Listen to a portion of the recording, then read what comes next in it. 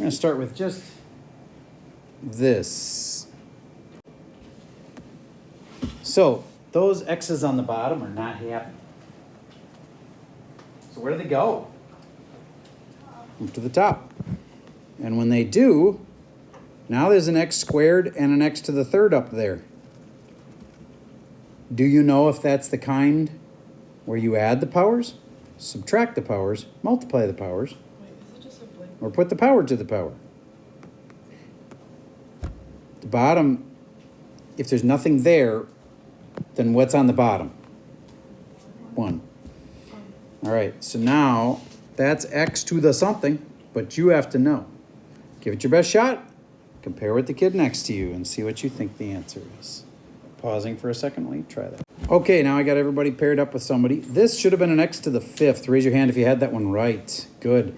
Now here's another one that's definitely a step up. 4x to the 3rd, y to the negative 2nd over 8x, y. My favorite way is expanding it. 4x x over 8 is really 4 times 2, and then there's an x, y, but what happened here? There was a y squared on the top, and so that y squared that was negative up here, it needs to move down to the bottom, and you got a y times y right there. Okay, so there is your expanded form. Now, simplify that down and get the final answer. Pausing. Oh, so I am just talking through how would you answer this, and we expanded it out because the x to the 3rd was like xxx, and this y to the negative 2 goes down on the bottom. That's why it's down here. And then when you get the final answer, the 4's would have canceled, the x's would have canceled, and you'd have x squared on top over 2y to the 3rd. How many of you had that one right? Okay, awesome. Thanks for your patience with us with the new student today. All right, so now we're going to go to the next level. Here's the next level. You got to do things with fraction exponents. So if you saw this, you should be able to make that into x to the something. I'm going to pause for a second. You should know what to put right here. I'm going to pause for a sec, compare with the... Okay, I hope you knew that I kind of told you if you said it as 3 over 2, that'd be the easy way and the wrong way. It was not 3 over 2. What was it? 2 over 3. Good. So that's x to the 2/3. Now, how about a little harder problem?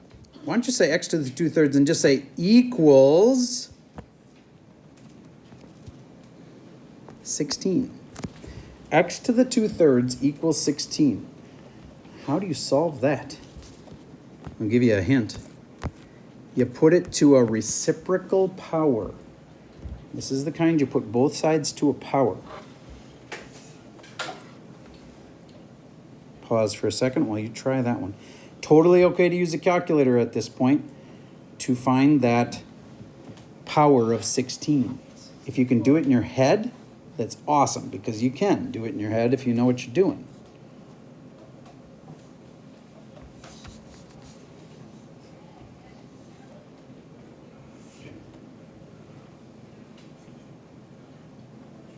Use your calculator. Please type it into your calculator. And I'm going to walk around to make sure you actually typed it into your calculator, because I think some of you are having a lazy streak. Have it on your calculator.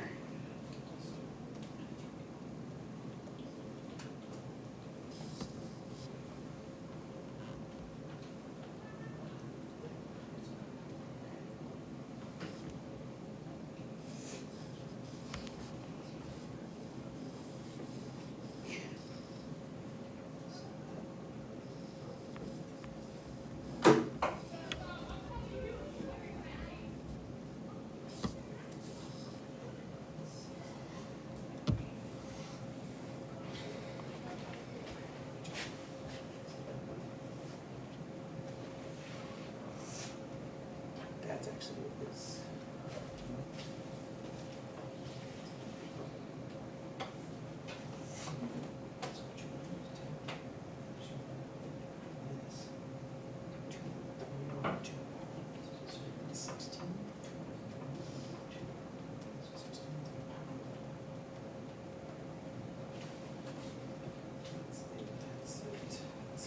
Okay, so we can record this. And I'm now doing 16 to the power of 3 over 2. That's the root. So 16 square root is 4. And then you put it to that power. 4 to the power of 3. 4 times 4 times 4, 64. Now you could have used a little chart for that. It would have been allowed. I'm going to have the chart for you on a practice test. And then on the real test the next day. All right, next one I want to try. This one's complicated, but bear with me. See if you can do this. I'm going to put a 4 here. I'm going to put this to the 1/2 power minus 1 equals 11. Everybody write that one down. I'll give you a hint. You start by adding 1 on both sides.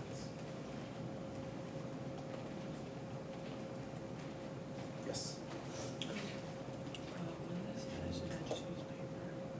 Use some paper right now. I have some. You want to charge it? Oh. So it's going to use some paper. Charge it. Thank you so much.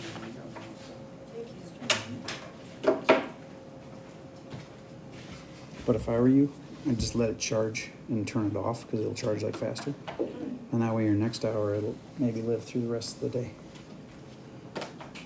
All right, did you start with adding 1 to both sides? 4x plus 1 to the 1/2 equals 11 plus 1 is 12. Are you with me so far? Next, did you divide by 4 on both sides? And you get x plus 1 to the 1/2 equals 12 divided by 4 is 3. Then, did you put it to the power of, I'm going to change colors here, to the power of 2. And that's 2 over 1, but, 2 is a lot easier to write than 2 over 1. So there. And 1/2 times 2, that just turns into a 1. So now it's x plus 1 equals 3 squared is 9. Right there, I bet some people messed up. And on the last step, you just have to subtract 1. Be honest, how many of you had that totally right? All right, that's less than half, so we're going to try one more like it. It's going to be a little different.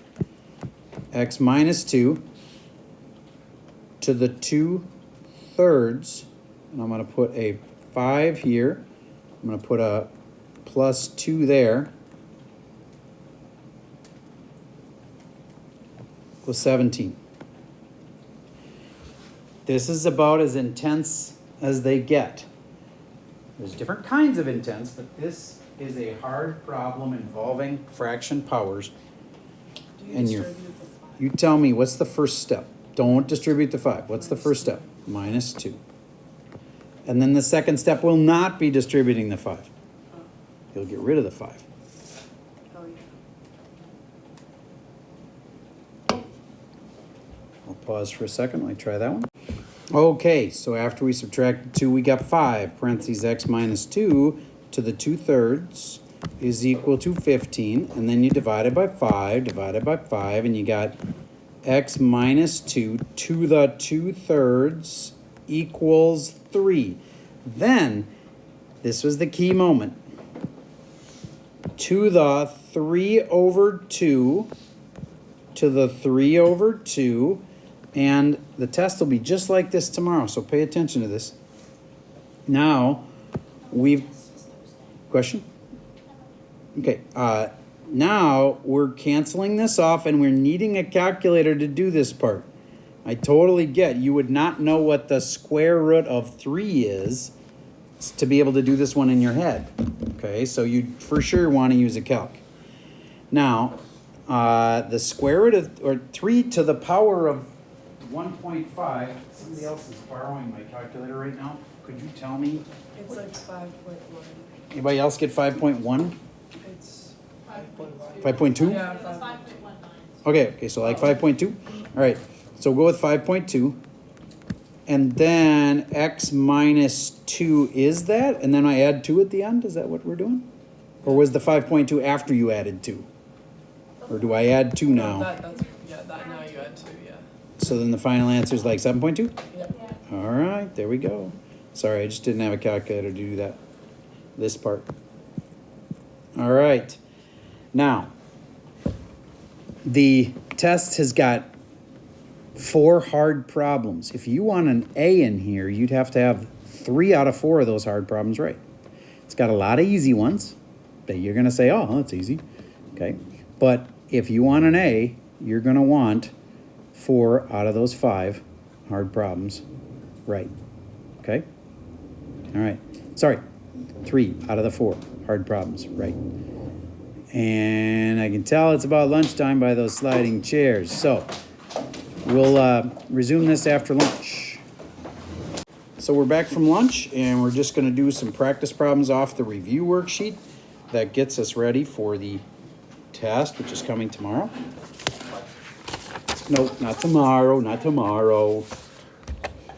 And it's the next day. It's on Thursday. So number 3, the one that starts with a 49, do that problem first. And then I'll read off the answer. We'll see if you get it right.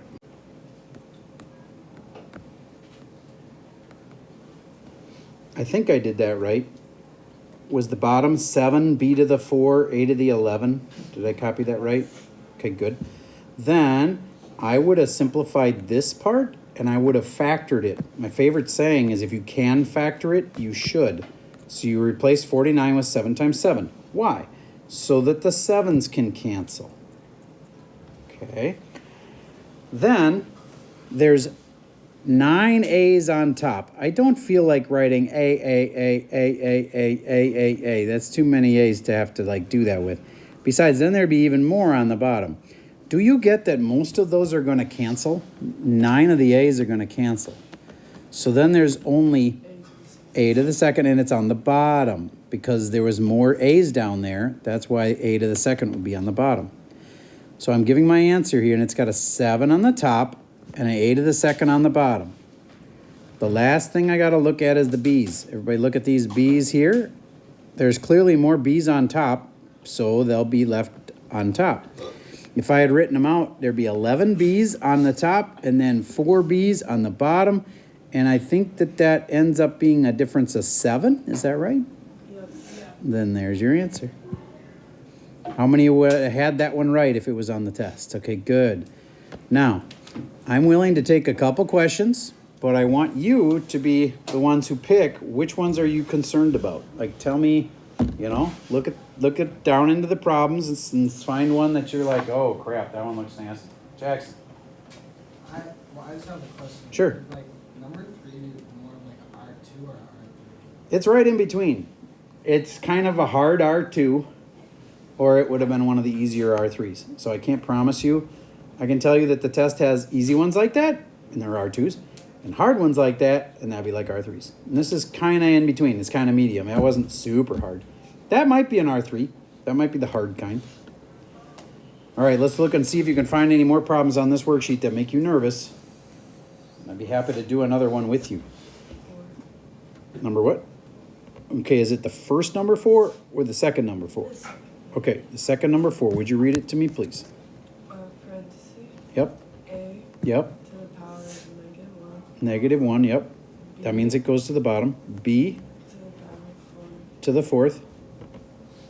Parenthesis. Parenthesis. To the power of 3. To the power of 3. Parenthesis. Another parenthesis. On the bottom or top? It's all one. Okay, got it. A.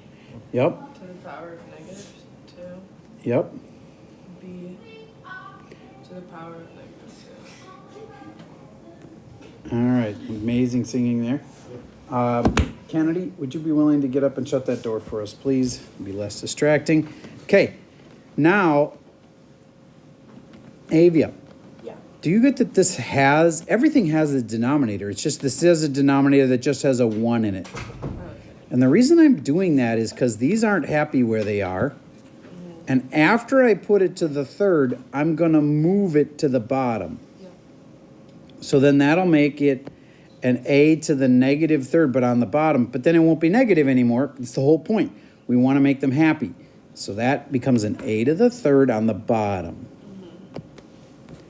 Would you do the same exact thing, except with this a? But it's only to the 1. There's a 1 out there.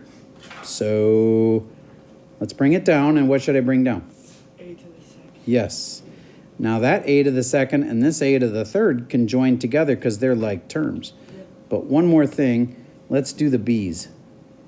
This b is b to the 12th. You multiply that kind. Yep. And he's happy, so he stays on the top. So I'm going to leave it up there. And this b to the negative 2, he's not happy. He goes down on the bottom. Becomes a b to the positive 2 down there. Okay. So these both moved, so I'm scribbling them out because they both moved to the bottom. Now I need to rewrite this because it's getting messy. B to the 12th over, these guys can go together. Avia, what do you think you get for that? What can go together? The A's, they go together and make a to the 5th is correct. And then I have a b to the second on the bottom, and it'd be very tempting to just go, I'm done, yay, but no. Because now these two are like terms and they can go together. So I could list 12 B's on the top and 2 B's on the bottom, but I can just kind of in my head picture that 2 are going to cancel. B to the 10th over A to the 5th. And that's how you do that one.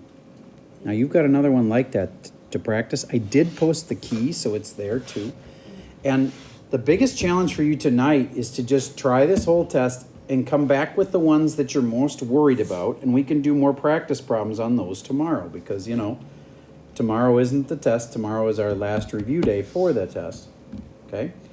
So come back with problems off this sheet that scare you. You can, you know, look at the answer key and do the whole thing. Like, do the whole sheet because you have a key. But if there's any that you just, like, totally have to copy the key on, tell me. And I'll show you how to do those tomorrow. Okay? So that's the plan. This is a review for the tests, which is not tomorrow, but the next day. All right, that's all I got for you for today.